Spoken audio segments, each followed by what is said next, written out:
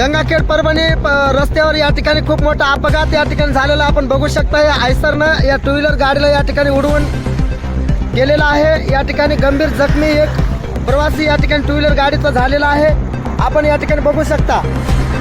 आम्ही इथून आता एका ऑटोमध्ये टाकून दिले. त्यांना सांगितले परभणी शिवीला घेऊन जा म्हणून. आता ते कुठे नेते तेवढी काही माहिती नाही आम्हाला. आम्ही त्याला सांगितलेलं शिवीला घेऊन जा म्हणून. गंगाखेड परभणी रस्त्यावर खूप वेळेस असे अपघात होत आहेत. तर तुम्हाला या ठिकाणी ह्याच्या पाठीमागे कारण काय असतील आणि कशा पद्धतीने या ठिकाणी होत आहे याच्याबद्दल सांगा. गंगाखेड आणि परभणी या रोडला एवढे अपघात होतात. आम्ही खूप नियोजन दिले, सगळं केलं. आमचा ब्राह्मणगाव फाटा बी एवढा घातला, खूप घातला. आम्ही सांगितलं की बाबा तहसीलदार नियोजन दिले, सगळं नियोजन दिले.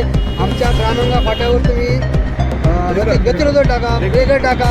कारण आमच्या गावातले 2-3 माणसं असे गेले, स्वर्गवासी झाले. आम्ही एवढं करून मी आणि आम्ही यांना एवढे नियोजन दिले. आमच्या गावामध्ये जे लाईट टाकले त्यांनी त्या रोडला ते लाईट पण बंद आहेत. आम्ही त्यांना खूप सांगितलं बाबा लाईट टाका, लाईट चालू करा. आमच्या गावामध्ये एवढे अपघात प्रमाण वाढले की परभणीपासून निघाल्यापासून आमच्या ब्रह्मपुरी फाट्यापर्यंत एवढे अपघात झालेत की खूप अपघात झालेत.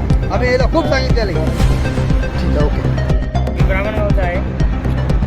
टू व्हीलर गाडी जी ब्रह्मपुरून येऊ लागली ती सरळ जाऊ तरवड्याकडे जात असताना जे आयसर येत होतं भरलेलं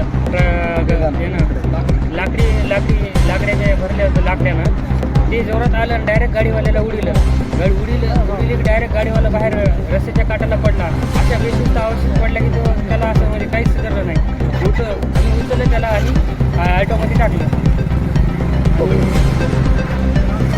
गंगाखेड परभणी रस्त्यावर या ठिकाणी कंपल्सरी ॲक्सिडेंट या ठिकाणी होणं, अपघात या ठिकाणी होत आहे. त्याच्या पाठीमागं कारण या ठिकाणी या ब्राह्मणगावच्या नागरिकांनी या ठिकाणी उत्तर दिलेलं हमखास या ठिकाणी हे अपघात या ठिकाणी होत असताना याच्यावर लवकरात लवकर काहीतरी तोडगा निघावा असे ब्राह्मणगाव वासियांची या ठिकाणी